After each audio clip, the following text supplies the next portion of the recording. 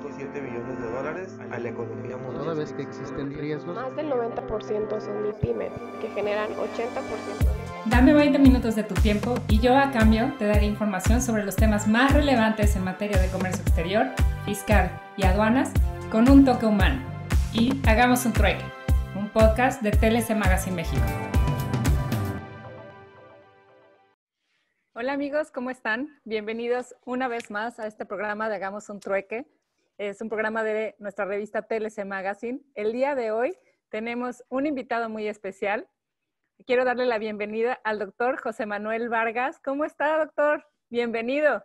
Bien, muchas gracias por la invitación, Daniela. Muy contentos de estar aquí viendo muchas caras conocidas, amigos. Muchas gracias. Pues el día de hoy, en esta charla que me gusta llamarle, en este trueque que vamos a tener de experiencias, queremos platicar con él y quiero decirles un poquito de la experiencia de nuestro doctor y nuestro ponente, doctor José Manuel Vargas Menchaca. Él es doctor en Derecho, especialista en Finanzas Públicas. Él forma actualmente parte del cuarto de junta de la renegociación del TEMEC en la mesa de solución de controversias. Actualmente también, fue árbitro de la Corte Internacional de Londres. Él es presidente de la Comisión de Comercio Internacional de los Contadores Públicos, vicepresidente de Acuerdos y Tratados Comerciales de la Comisión Jurídica de CONCAMIN. Es catedrático de diversas universidades como la UNAM, como el CUEG. Es ponente de diversos foros internacionales y nacionales. Y también es un articulista que queremos mucho en nuestra revista de TLC Magazine. Y el día de hoy nos va a platicar de solución de controversias y paneles laborales en el TEMEC. Un tema que ahorita, exactamente cuando vamos a entrar en vigor el tratado, queremos que nos platiques un poco más. Bienvenido, nos da gusto tenerte aquí.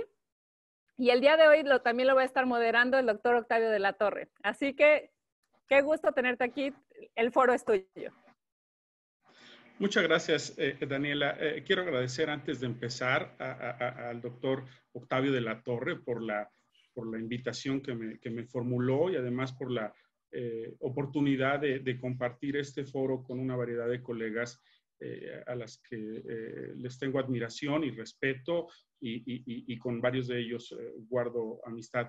Además, me da gusto ahorita que repasaba la cantidad de personas que se conectaron. Me parece un foro relevante de gente que estamos interesados en conocer el comercio exterior y la materia aduanera. Entonces, muchas gracias y con esas palabras comienzo la exposición. Adelanto que el objetivo que persigo con la misma se concreta a explicar algunos aspectos relevantes de los mecanismos de solución de controversias que surgen entre estados y que además existen conflictos que derivan de la relación del Estado con los particulares. En este sentido, dividí la exposición en 5 partes.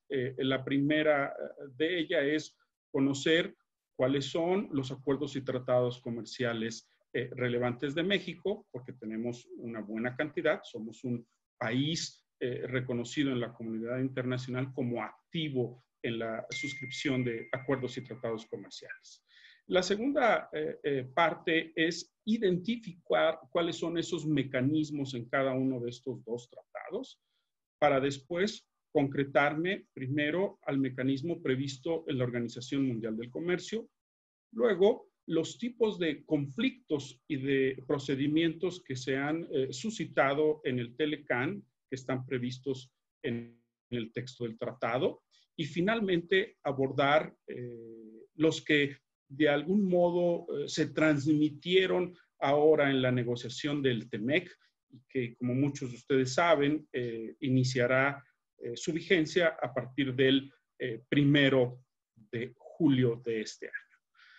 Comienzo entonces en la primera parte señalando que los acuerdos relevantes, y los denomino así porque México tiene alrededor de 34 APRIs, esto es, acuerdos de promoción y protección recíproca de las inversiones, que además tiene 13 acuerdos y tratados comerciales con distintos países que se suman a la suscripción que México hizo al ADI y de la cual derivan también una variedad de acuerdos preferenciales. Entonces, en este sentido, los dos acuerdos más importantes, por un lado, son la OMC y por otro lado, el Telecán.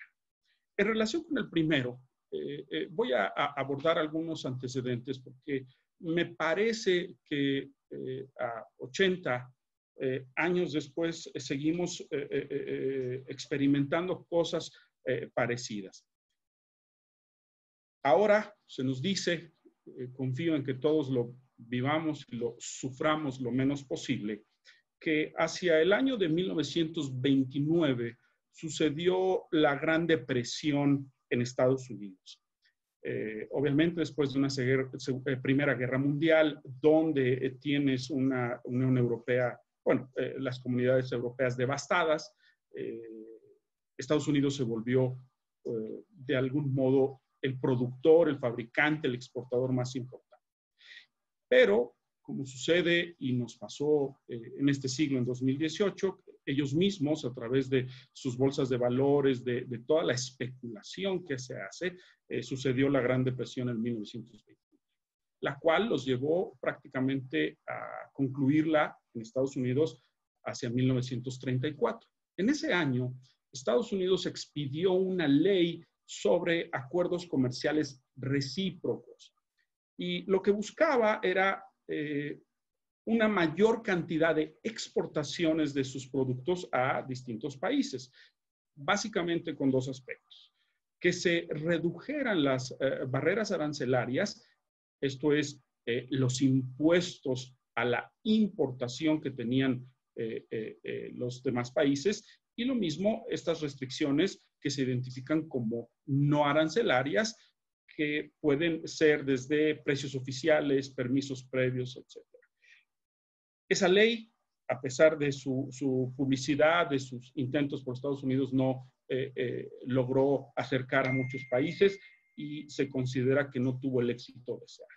Posteriormente, prácticamente 10 años después, una vez terminada la Segunda Guerra Mundial, resulta que esta Sociedad de Naciones, que después fue conocida como la Organización de Naciones Unidas, tuvo, junto con toda su membresía, el interés de formar distintas instituciones a nivel internacional. De este modo, el Consejo Económico y Social hacia 1946 buscó la formación de una organización internacional que se encargara del comercio, en inglés International Trade Organization, que buscaba conjuntar junto con el Banco de Reconstrucción y Fomento, que hoy denominamos Banco Mundial, y junto con el Fondo Monetario Internacional, que hubiera una tercia de organismos que pudieran coordinar los esfuerzos hacia ese comercio internacional.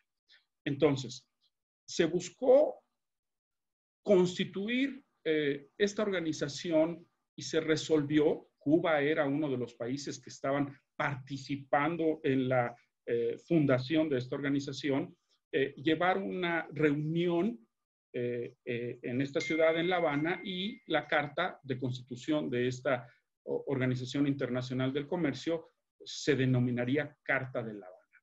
Básicamente trabajaron durante finales de 1947 hasta prácticamente abril de 1948. Y sin embargo, este texto buscaba de algún modo constituir la organización sin hacer en ese lugar, en esa sede, las negociaciones comerciales. Estas negociaciones comerciales se llevaron en paralelo a partir de abril de 1947 en Ginebra, Suiza. Entonces había dos carriles, dos negociaciones que estaban sucediendo al mismo momento. Y en esta, la de Ginebra, se buscaba repito, como lo hizo Estados Unidos en un principio, la reducción de los aranceles y la eliminación de las demás restricciones al comercio. ¿Cuál es la idea al final del día de una organización como esta? Fomentar, garantizar el libre comercio. Entonces, dentro de los lineamientos que se establecieron para esta integración, de la mano de Estados Unidos se puso la condicionante de que los países integrantes que sumaron 25 en esa época, por ejemplo, Checoslovaquia era un solo país, no como es el día de hoy, estaba China, entre otros, Bélgica, Canadá, que los países suscriptores constituyeran el 85% del comercio mundial. Este candado es muy parecido al que podríamos tener en estas fechas, es decir, ¿qué porcentaje del comercio internacional representa Estados Unidos? En ese tiempo representaba aproximadamente el 17%. Quiere decir que un acuerdo comercial como este, Carta de La Habana, si no era aprobado por un porcentaje mayor del 15%, no entraría en vigor. Y eso fue lo que sucedió. Así como muchos identificamos que los conflictos que se viven en las últimas décadas en Estados Unidos es entre los dos grandes partidos, el elefante y el burro, los republicanos y los demócratas. Lo mismo sucedía hace 80 años en las discusiones que se tuvieron en la Gran Depresión y posteriormente a la Segunda Guerra Mundial, donde los conservadores, proteccionistas y los liberales. Entonces, en esa situación prevaleció los intereses de los conservadores que no estaban de acuerdo con la suscripción de ese documento y finalmente uno de los productos de las negociaciones de Ginebra había sido el General Agreement on Tariffs and Trade, que tenía como propósito esa desgravación.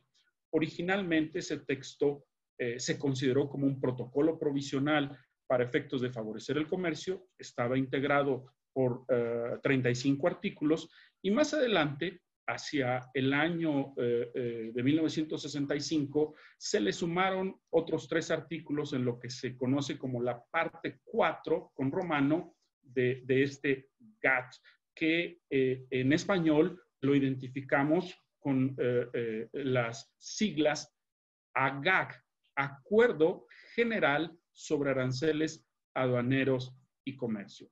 Y cualquiera de nosotros, si lee los objetivos de ese documento, son muy parecidos a los que hoy tenemos en nuestra ley sobre la aprobación de tratados en materia económica.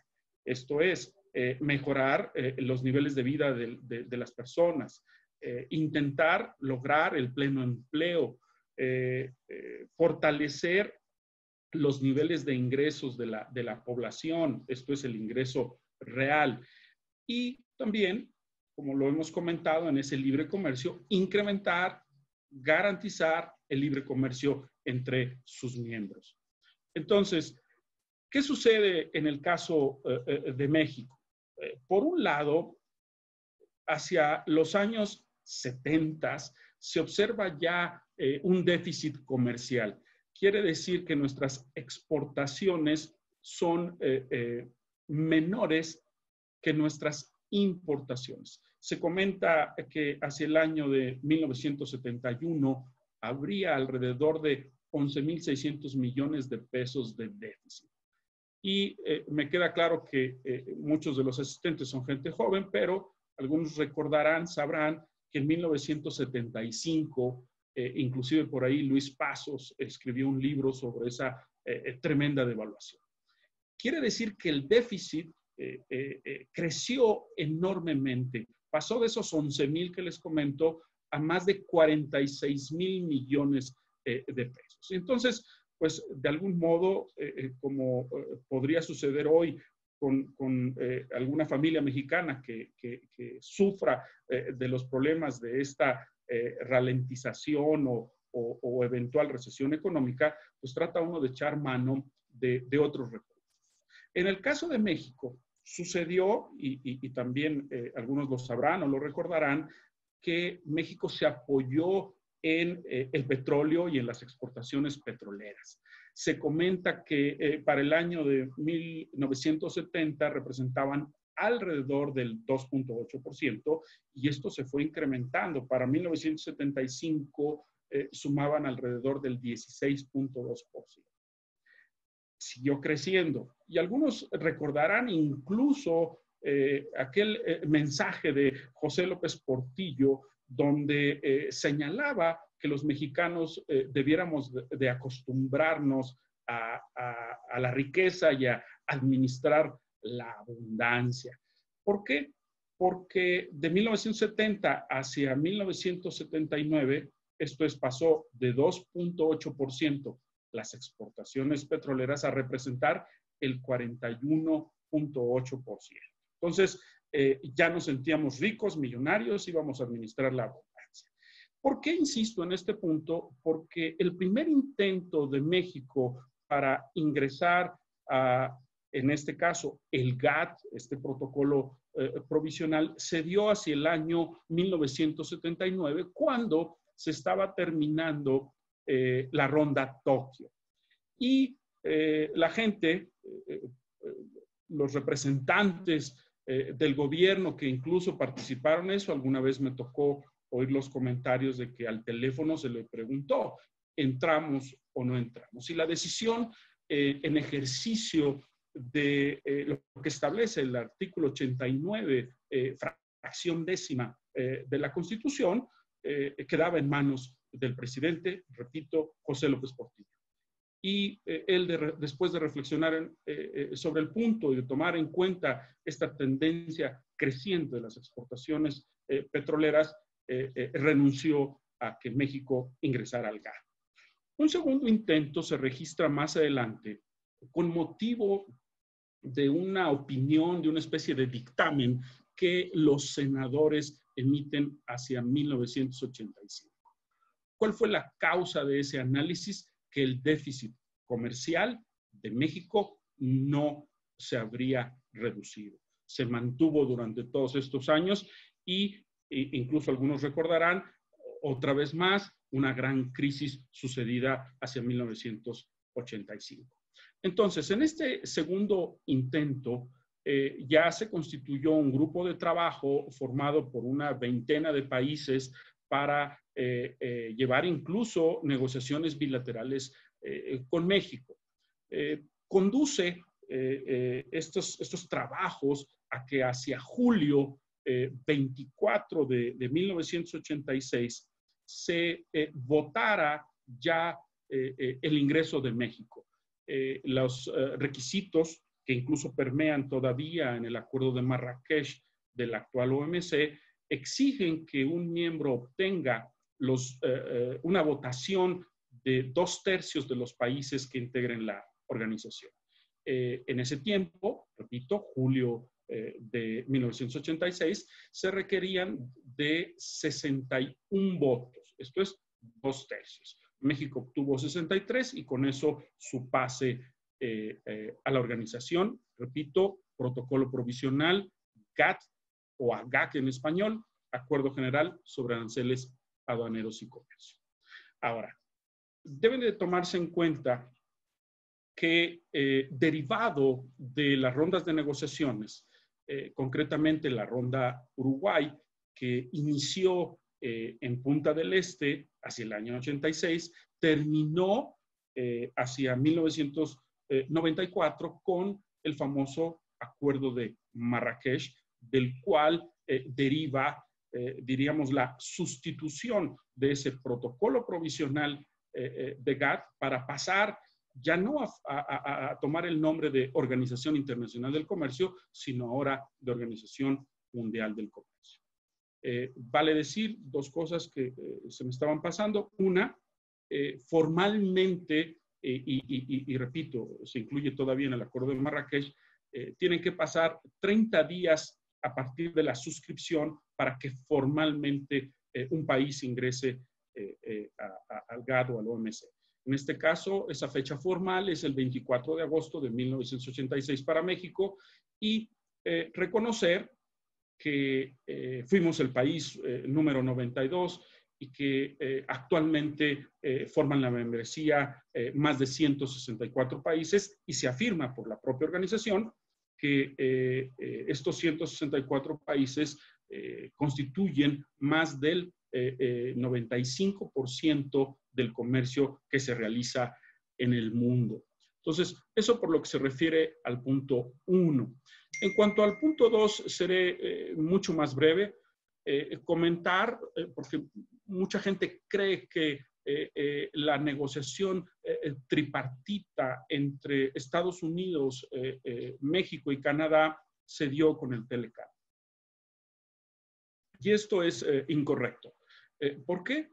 Años antes, hacia 1988, Canadá y Estados Unidos, seguro por la iniciativa de este segundo, habían suscrito un FTA, un Free Trade Agreement, un acuerdo de libre comercio que al final del día mostraba éxito para ambos países, pero consideraron conveniente hacia junio de 1990 convocar a México para unirse en este bloque regional. Entonces, para febrero de 1991 comienzan las negociaciones de el tratado trilateral, plurilateral, regional, que concluye hacia 1992. Y que igual, como sucede con todos los acuerdos y tratados comerciales, debía ser pasado por el Congreso. Valga decir algo una diferencia importante que todavía sucedió ahora con el TEMEC es, en el caso de México, nuestro artículo 133 fue modificado, si mal no recuerdo, por ahí del año 1946, para efectos de que no fuera el Congreso, esto es Cámara de Diputados y Senadores, la que aprobara estos acuerdos y tratados, sino solo lo hiciera el Senado. En el caso de Canadá y de Estados Unidos, sigue siendo obligatorio que ambas cámaras aprueben este tipo de tratados. También, ya que estoy en esto, vale la pena señalar que para nosotros es un tratado que se integra al sistema jurídico mexicano. Ha habido diversas tesis de la Suprema Corte aisladas en el sentido de establecer cuál es la jerarquía de esos acuerdos y tratados comerciales. Y posteriormente, aunque no es tema de nosotros, la discusión que se dio en materia de derechos humanos para discutir si estaban al mismo nivel que la Constitución o más arriba que esta. En el caso comercial, estamos hablando que está la Constitución y el texto de la Constitución dice leyes federales y después invoca tratados comerciales. Las tesis han establecido que estas leyes federales están por debajo de los tratados. Discutible todavía el punto. Bien, siguiente aspecto relevante, que para nosotros es un tratado y no lo es así, cuando menos para el país más importante económicamente hablando de los tres, porque para ellos no tiene el nivel de tratado, sino que requieren, igual que en Canadá, que se emita lo que se le conoce como una ley de implementación. Quiere decir que ellos revisan los compromisos adquiridos en el texto del tratado y los adaptan a la legislación interna. Entonces, el segundo tratado relevante para México, y ha sido así los últimos 70, 80 años, si ustedes revisan la situación económica, el nivel de importaciones y de exportaciones de México siempre han mirado hacia el norte. Quiere decir, la importancia no deviene de un aspecto jurídico, sino un aspecto económico. Esta discusión de si México debe ampliar sus horizontes, buscarlo, puede ser la evidencia de esta docena de acuerdos y tratados comerciales, pero al día de hoy, incluso con la negociación del TEMEC, no se observa que puedan ser sustituidas esos grandes volúmenes, y creo que las noticias de que la industria automotriz empiece, realice actividades antes que otros sectores, es una evidencia más de los estrechos vínculos de las empresas estadounidenses en México y de la importancia de la mano de obra y de las autopartes en esa industria y en muchas otras. Luego, continuamos con la siguiente imagen, donde ustedes observarán que existen mecanismos de solución de controversias. En el primer caso, entre estados, los países miembros, estos más de 164 países, con la idea de tener una solución pacífica de las diferencias, de los conflictos comerciales que puedan surgir. Abrevio, esos conflictos son por decisiones de gobierno que puedan impedir el flujo de capitales, el flujo de inversiones, el flujo de mercancías. Esta noticia de la semana pasada de este centro de control de energía sobre la limitación para los parques eólicos y fotovoltaicos o solares es una evidencia más de esas decisiones de gobierno que en términos comerciales siempre se identifican como medidas, ¿vale? Entonces, cuando un país percibe que el libre comercio o el movimiento de inversiones, capitales, etcétera, se ve afectado, recurre a este tipo de mecanismos. La estructura de la OMC, conforme al Acuerdo de Marrakech, tiene las conferencias ministeriales, esto es la reunión de ministros. Hay gente que luego se equivoca y dice magisterial, pero no es de maestros, es de ministros. Tómese en cuenta que al parecer solo República Dominicana y nosotros le denominamos secretarios de Estado. Muchos países de habla hispana, inglesa o francesa le denominan ministerios, como hace 150 años sucedió también en México. Entonces, ¿qué tenemos debajo de esa conferencia ministerial? Tenemos el Consejo General. Y pareciera que el Consejo General, si ustedes revisan ese acuerdo de Marrakech, de 18 artículos, todo el texto, observarán que se pone, como sucede hoy con cualquier persona en su trabajo, como que es multifuncional. Tiene 3 gorras. Una funcional como Consejo General, otra más como el órgano de examen de las políticas comerciales, revisar las políticas comerciales de sus integrantes, y la que nos interesa para efectos de esta exposición, el órgano de solución de diferencias. Ese órgano de solución de diferencias, con sus 3 letras OSD, se encarga del establecimiento de los grupos especiales. Esto es un grupo de expertos, de gente conocedora del derecho internacional, del comercio, etcétera, que integran lo que podría denominarse en términos de doctrina jurídica un tribunal arbitral ad hoc, grupos especiales, para resolver una controversia en particular. ¿Cuál es el ordenamiento que tiene las obligaciones, derechos y procedimientos para la solución de estos conflictos? Lo que se le conoce como el entendimiento relativo a las normas y procedimientos de solución de diferencias. Este título tan largo se abrevia básicamente en las 3 palabras que constituyen sus siglas. ESD, no confundir con OSD. OSD es el órgano y el entendimiento es un texto jurídico. Luego, el siguiente nivel es un nivel superior. Existe en la OMC un órgano permanente de apelación integrado por 7 personas. Más adelante comentaré algunos detalles de lo que ha sucedido en los últimos años, pero este órgano se encarga en tercias, en grupos de 3, de atender las impugnaciones que hayan surgido por alguno de los países contendientes respecto de los informes de los grupos especiales. Entonces, esta es, diríamos, el marco jurídico y los grupos que se forman para resolver las controversias entre Estado y Estado.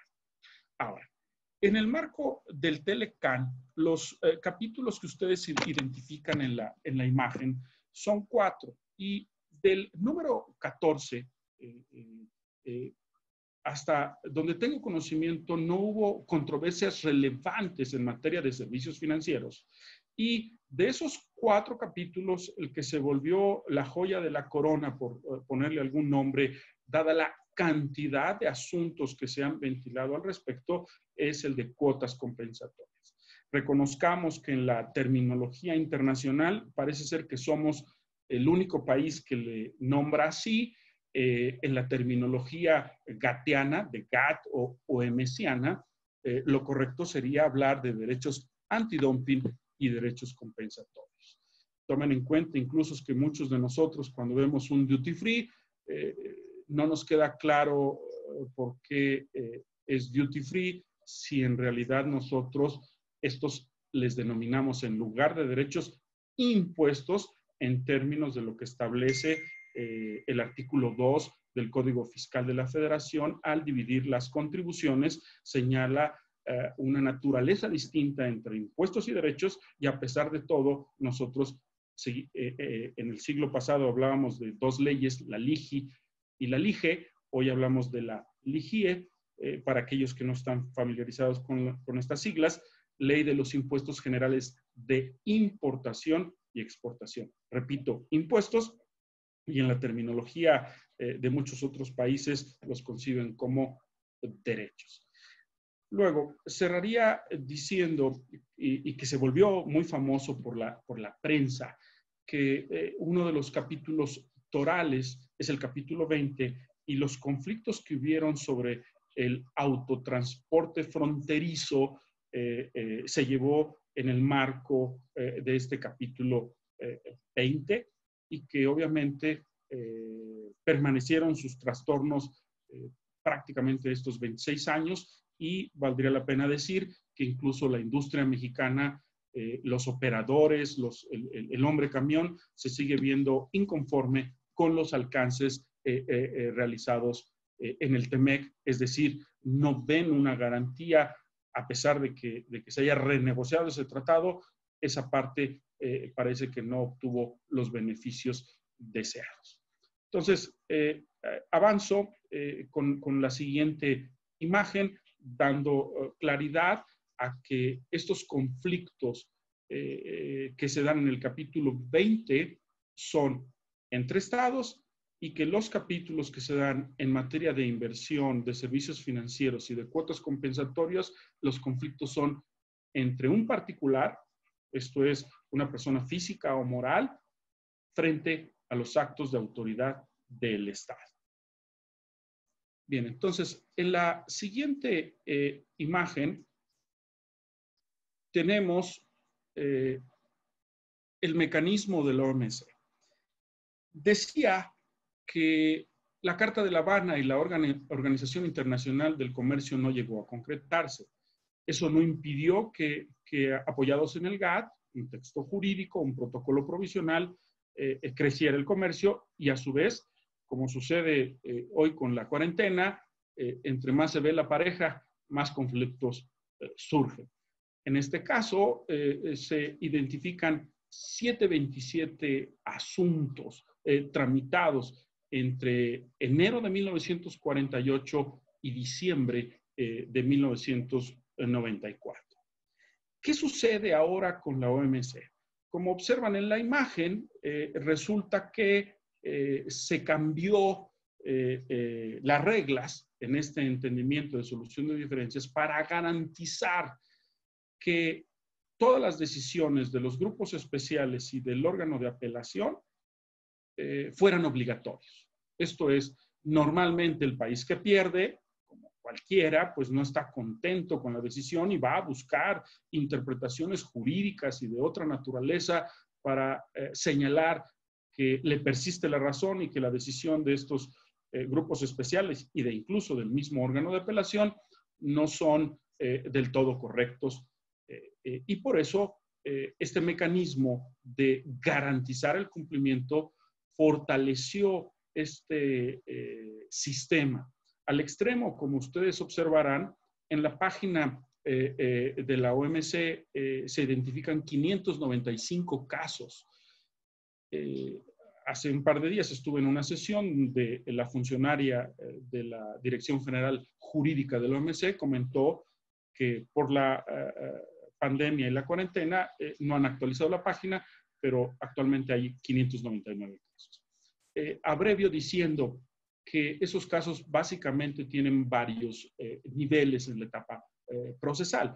La primera es la de las consultas, la segunda es la del arbitraje ante el grupo especial, la tercera sobre la apelación y la cuarta, que yo denomino arbitrajes especiales, donde hay arbitrajes al amparo del artículo 21.5, 21.3, 21.5 y 22.6. No vale la pena profundizar en todos ellos, salvo que a alguno de ustedes le interese que describamos la naturaleza de cada uno de estos tres arbitrajes especiales. Lo haría más adelante en la etapa de preguntas y respuestas. Ahora, México, como ustedes saben, siempre ha estado en un nivel relativamente importante en el comercio internacional y estoy señalando la cantidad de asuntos ahí en la imagen que ha participado como demandado. Esto es que otros países, ejemplo Estados Unidos, le ha impuesto medidas que afectan el comercio. Y también los otros países lo han demandado a través de las decisiones que ha tomado. Orlando Pérez, que es el actual consultor jurídico de la Secretaría de Economía, ha señalado que el único caso vigente en el que está México es un conflicto entre Costa Rica y México por un tema de aguacate, que también se ha vuelto un gran símbolo exportador mexicano, independientemente de otras mercancías y del petróleo. Ahora, anunciaba hace unos minutos que ha habido situaciones particulares en el caso del órgano de apelación. Decía esta funcionaria que les comento, María Pereira, que más o menos después del año 2012, si mal no recuerdo, Estados Unidos manifestó diversas inconformidades por las interpretaciones que había hecho el órgano de apelación en diversos asuntos. Y eso lo llevó a tomar una decisión fortalecida ahora con la política de Donald Trump, que ustedes conocen, para efectos de oponerse a la sustitución de los miembros del órgano de apelación. Comúnmente estos 7 personas están nombradas por un periodo de 4 años, pueden renovarse por otro más.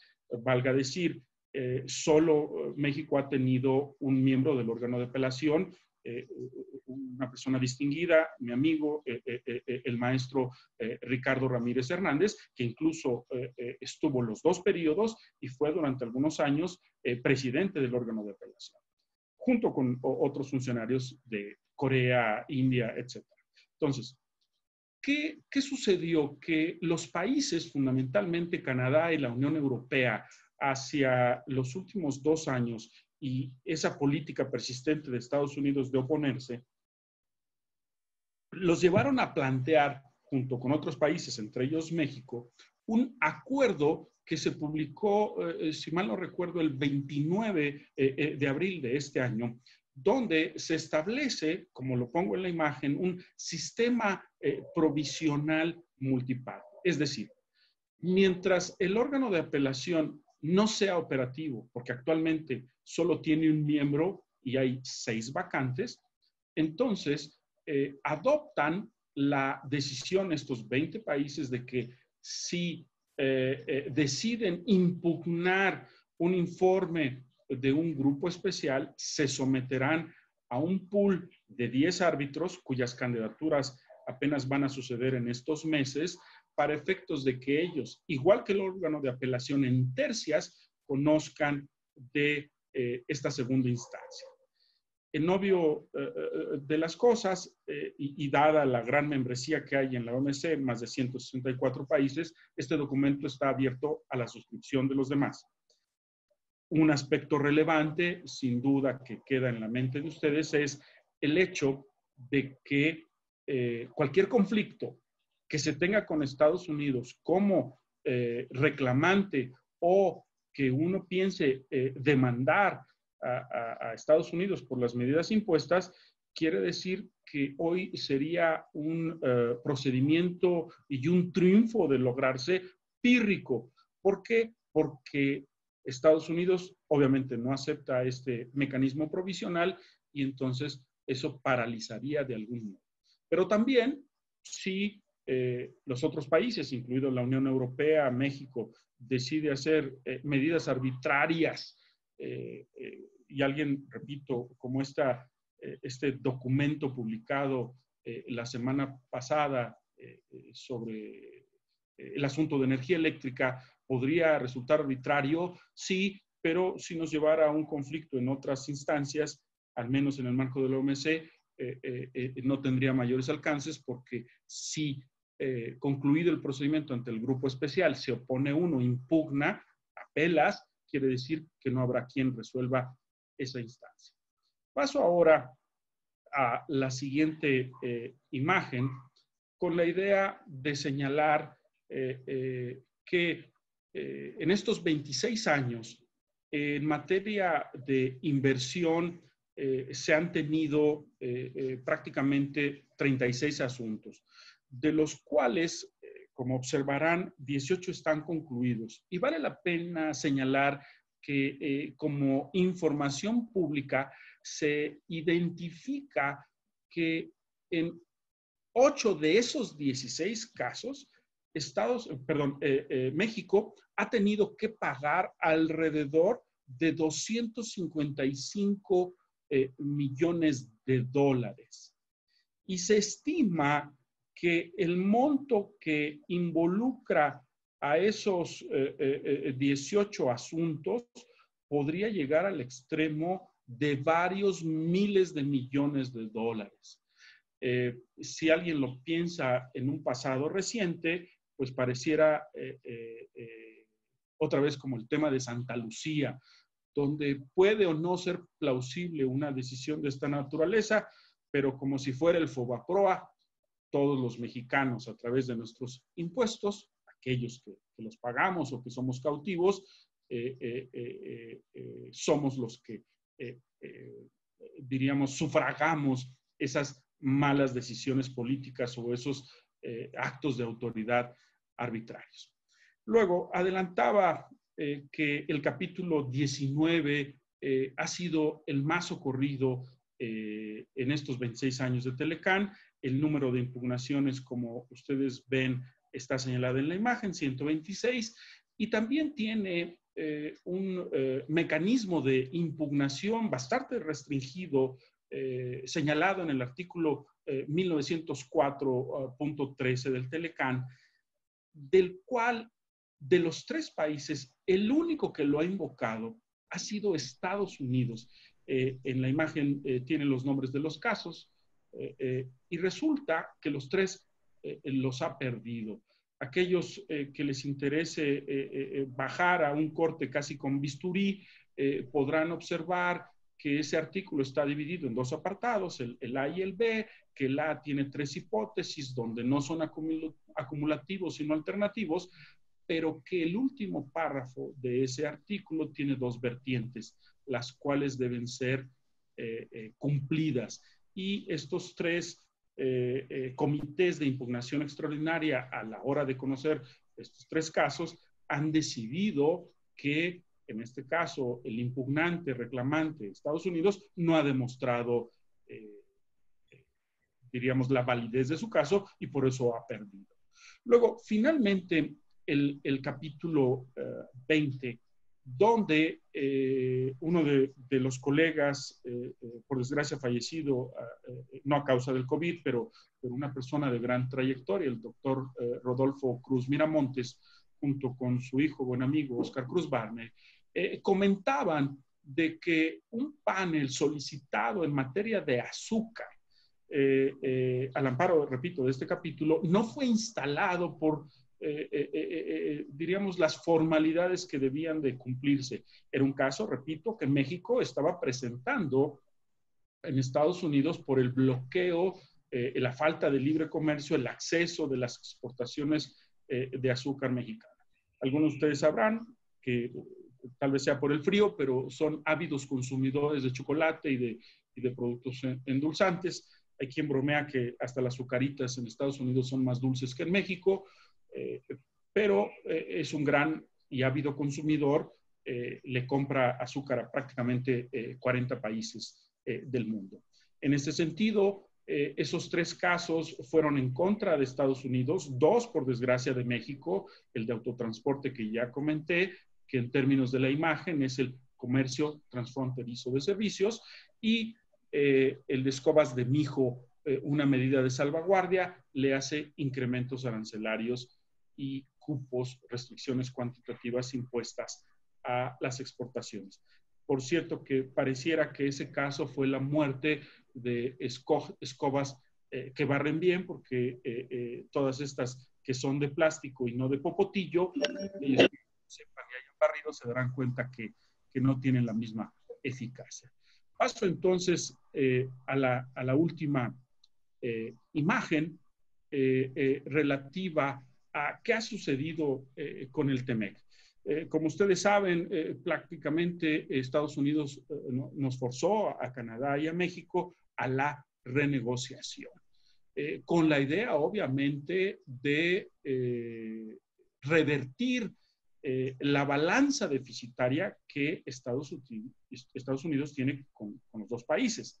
Lo asombroso es que desde ese anuncio, febrero de 2017, pasando por la fijación de los objetivos que hizo en julio de 17 Estados Unidos y durante toda la negociación hasta su firma 30 de noviembre de 2018, la balanza deficitaria México-Estados Unidos se incrementó.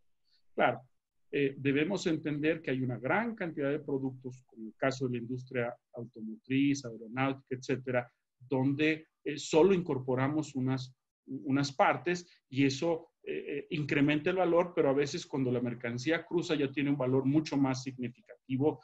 Y luego también el que haya muchas empresas estadounidenses instaladas en nuestro país que motivan que las utilidades no necesariamente se queden en nuestro territorio. Entonces, decíamos capítulos 11, 14, 19 y 20. En el caso de servicios financieros decidí ya no ponerlo aquí, repito, por la ausencia de casos, pero el 19 ahora va a ser el número 10. A pesar de los importantes intentos de Canadá y México para lograr una mejora del capítulo, prácticamente hubo una fuerte oposición de Estados Unidos. Entonces, si ustedes revisan y comparan ese capítulo 10 versus el 19, observarán que en procedimientos, paneles binacionales, como se les denomina en esta materia, son prácticamente las mismas reglas, y las reglas iniciales del capítulo tienen que ver más con garantizar la eficacia de las medidas, derechos antidumping, derechos compensatorios que se impongan a las mercancías. En el caso del capítulo 14, hay un gran tema aquí. Por un lado, se restringieron las oportunidades de las cuales un inversionista puede impugnar. Y la mayor sorpresa es que Canadá está excluido del mismo. En esto que a veces le denominan radiopasillo, la gente dice que como Canadá en que se permaneciera el capítulo 19, hoy 10, prácticamente fue un trade-off, un quid pro quo, el que si quieres el 19, te quito lo del 20. Ahora, en materia de inversiones, entiéndase también la política de Estados Unidos abanderada por Donald Trump. Yo no quiero que las empresas mexicanas, estadounidenses salgan de mi país a otras latitudes y perdamos el empleo. Entonces, un capítulo de inversión en un tratado comercial que proteja a los inversionistas estadounidenses, pues es contrario a esa política. Entonces, de suyo es que no quería que se mantuviera el capítulo.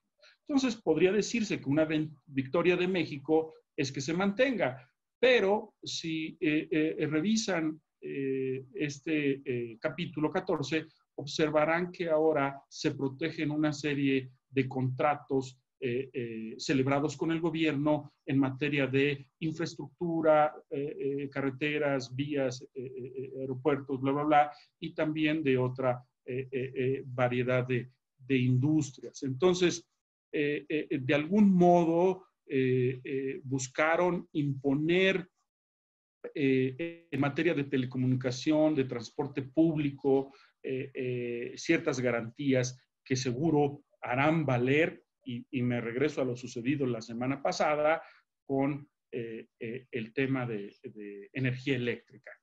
Y por último, señalar que cuando se llevó a cabo la negociación del Telecán hacia los años 90, se establecieron dos acuerdos paralelos que para muchos generaron expectativas, pero que en la práctica no tuvieron los éxitos deseados.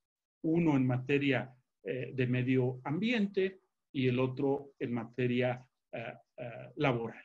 Ambos quedaron como buenos deseos. Resulta que en este siglo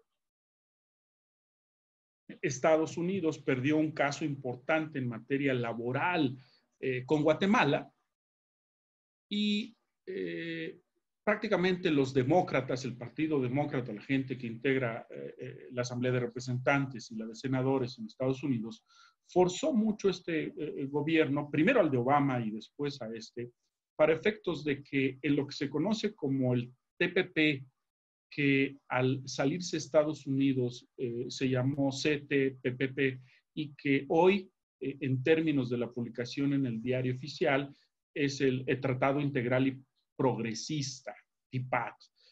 En ese tratado ya quedó como antecedente capítulos en materia de medio ambiente y materia laboral. Y entonces, muchos de los alcances que tienen esos dos capítulos se trasladaron ahora al TEMEC y ya están integrados. Entonces, ¿qué sucede en materia de solución de controversias? Algo novedoso. A partir del 1 de julio se vivirá la oportunidad de establecer paneles laborales respecto de la violación o denegación de derechos en materia de libertad sindical y contratación colectiva. Abrevio. En México tenemos estas cláusulas donde prácticamente los sindicatos de algún modo controlan a las empresas y a veces hasta los propios trabajadores. Y entonces este principio de libertad sindical entendería que no puedes forzar a una persona a formar parte de un sindicato y tampoco a impedirle, si es su decisión, el no formar parte de ninguno, a pesar de que haya en una empresa 2 o 3 sindicatos. Y luego, la contratación colectiva. Ahora sí voy a hablar de magisterio, a pesar de que sea una entidad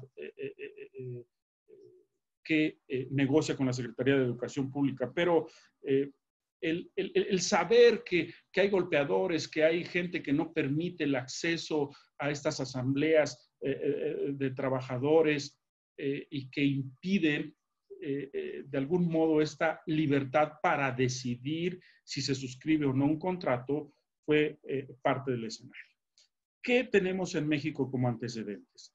Primero, que hay un capítulo 23 y un anexo 23 donde se establecen compromisos para México de cambiar su legislación interna y adoptar una serie de acuerdos o tratados derivados de la Organización Internacional del Trabajo. Y entonces, algunos de ustedes habrán visto en el diario oficial, en octubre de 2018, que se suscribió uno de esos convenios, el 98, sobre cuestiones de libertad sindical.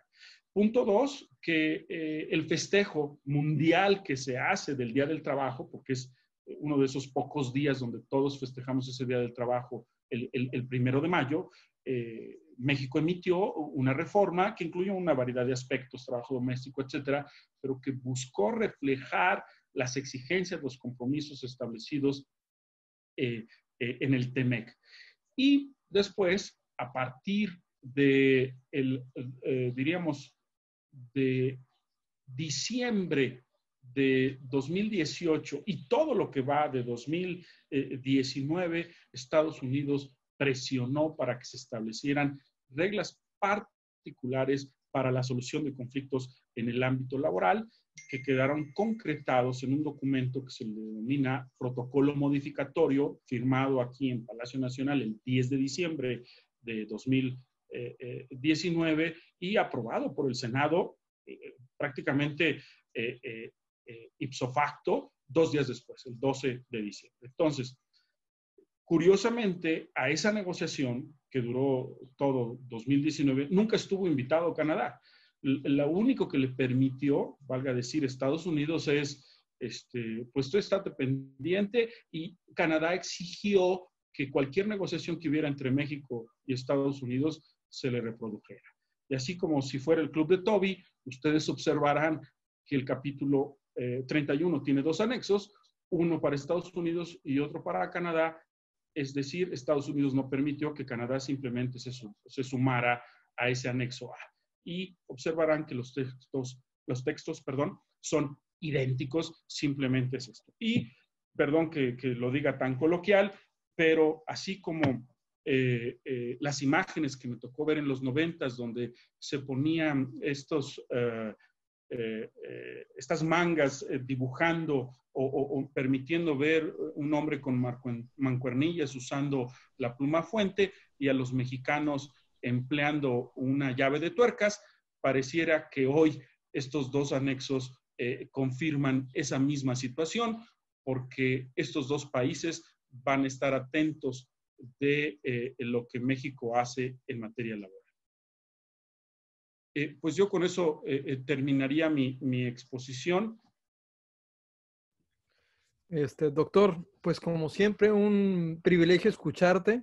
De verdad, estaba ahorita conversando con Salvador Béjar, gran Sí. amigo, y con Guillermo Malpica, los cuales los dos te mandan saludos. Estamos tratando de que puedan entrar, ¿no? Porque fueron parte de nuestro, pues fueron parte del equipo negociador de hasta la primera modificación, el primer protocolo. Y hay varias dudas en el grupo, ¿no? Una de tantas es, tú has estado muy cerca de Concamín, has vivido de cerca también el tema de la energía, todos supimos la noticia en cuanto al documento que se publica en el Diario Oficial de la Federación. Un poco reflexionabas durante toda tu disertación respecto a que pudiera darse alguno o constituir alguna situación que pudiera generar una situación relacionada con la implementación de alguna de las figuras que establecen estos capítulos. Ahora sí que platicando un poco en cuanto a este tipo de inversión y este cambio de regla a mitad del río, ¿qué opciones tendrían estas inversiones extranjeras? O sea, ¿cabrían dentro de alguno de los títulos para poder intentar alguna situación relacionada con estos paneles? O sea, ¿cómo funcionaría? ¿A qué se arriesga México? O sea, en la experiencia, ¿qué consecuencias tiene cuando te cambian las reglas, cuando se dan estas medidas? Es un poco, si nos platicaras, qué es lo que creo que está muy reciente y muy calientito. Sí, de algún modo, y como tú sabes, porque formas también parte del cuarto de junto, pudimos observar las cartas que el gobierno canadiense y la Unión Europea le envió a Rocío Nale. Y como ves, lo que dejaron notar es que la secretaria no estaba en la total disposición de escucharlos y de atender sus preocupaciones. Incluso los canadienses estaban expresando esta situación de que ya había sido una política respecto de los certificados y los permisos para operar, donde estaban observando dificultades. Entonces, a mí me parece que esto es una se está repitiendo el escenario que vivimos con los gasoductos y que es un gran problema que se comentó durante todo 2019. Y creo que lo correcto, lo que hizo Comisión Federal de Electricidad de manera acertada, en lugar de estar profundizando en los arbitrajes, fue primero buscar la negociación. Esto es acercarse a las empresas. Entonces, me parece, así como en el OMC se le denominan consultas, acá lo primero que debe de hacerse es la negociación. Si agotada esa instancia, las partes no llegan a un acuerdo, entonces sí recurrir a los arbitrajes. Como comentábamos en la imagen, la cantidad de arbitrajes que México tiene en contra es significativo. Y yo puse ahí que hay 7 avisos de intención para integrar nuevos arbitrajes. Entonces, si no se resuelve esto y apoyados, diríamos, en el Telecuem, en el caso de los países de la Unión Europea, y que además se festejó también hace un poco más de un mes la conclusión de esta modernización, creo que esos serían los 2 foros. Esto es, disputas en materia de inversión, donde llegaría esta afectación a los parques eólicos y de fotoceldas o solares. Y creo que no le conviene a México mantener esa actitud, esa posición, porque si bien el gobierno encabezado por el presidente ha vendido la idea de que el 1 de julio va a llegar el gran salvavidas, pareciera que tú mismo te estás dañando y te estás poniendo el pie porque estás tomando acciones que revierten esa certeza o seguridad jurídica que debes darle a los inversionistas nacionales extranjeros. Entonces, repito, dos etapas. Primero, la negociación. Si esta, darle el tiempo que dure, no tiene éxito, pues entonces sí, someternos al arbitraje, pero también, y si alguien entrevistara, y sería bueno que tal vez Daniela lo hiciera, a Orlando Pérez, sabrá que es una oficina, que me disculpen, pero de una docena de abogados. O sea, yo no veo cómo pueden ellos hacer la revisión legal del Telecuem, atender los casos vigentes de inversión, estar en la negociación con Ecuador ahorita como lo hemos vivido desde febrero y que no se ha parado, y aparte estos nuevos casos. O sea, no se ven los recursos del gobierno federal para crecer una oficina con un centenar de abogados para atender esto y poderlo lograr, y tampoco que vayan a contratar otros despachos externos, porque en esta austeridad republicana o pobreza franciscana no se ve como la vía. Espero haber respondido todos los comentarios y dudas que... Por supuesto, doctor. Por supuesto. Y de hecho, quisiera, como siempre, como es tradicional, le hagamos un trueque, pues abrir el foro a alguna pregunta o algún comentario. Está nuestro maestro, el doctor Máximo Carvajal, ¿no? Alguien de quien estudiamos, ¿no? Está ahí en el foro. Abrimos si alguien quiera comentar algo. Creo que también Salvador sí logró incorporarse. No sé si puedan dar algún comentario. José Manuel, ¿me escucha? Claro que sí, doctor. Lo escuchamos, doctor, por supuesto. Micrófono cerrado. Ahí está, ya lo tiene, doctor. ¿Ya? Gracias. José Manuel, felicidades, espléndida tu plática como todo lo tuyo. Eres un gran maestro, me siento muy orgulloso de ser tu amigo, de ser tu compañero, de compartir contigo cátedras y comités en nuestra erguida Facultad de Derecho, en su posgrado y en la licenciatura, como siempre.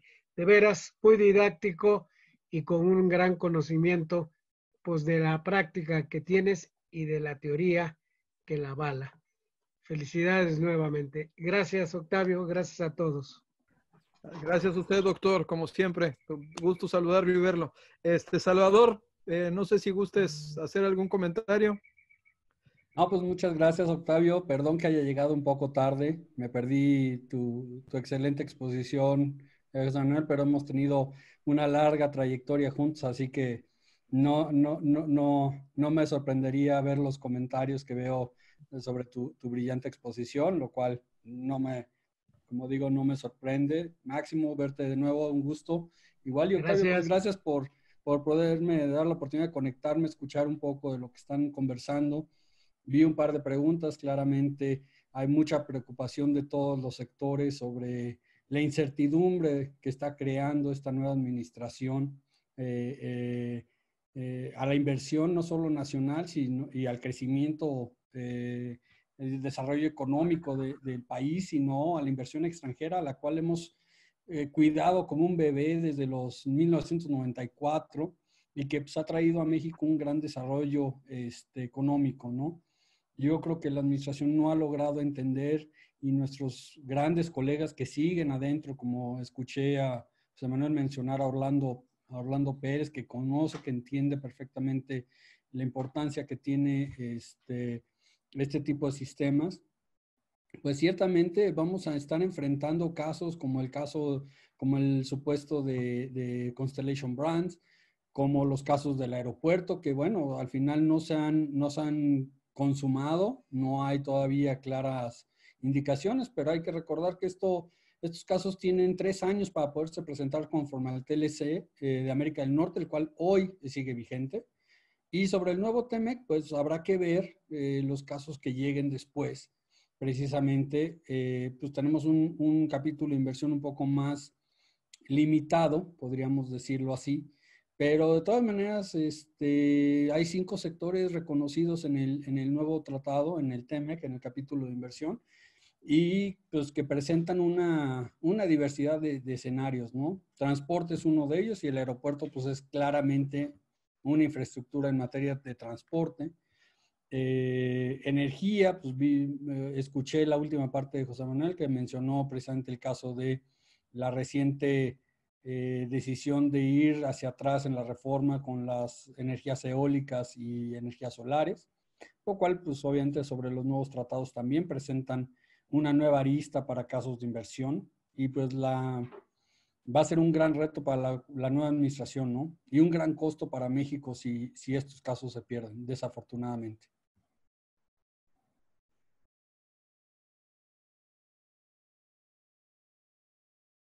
Tu micrófono está en off.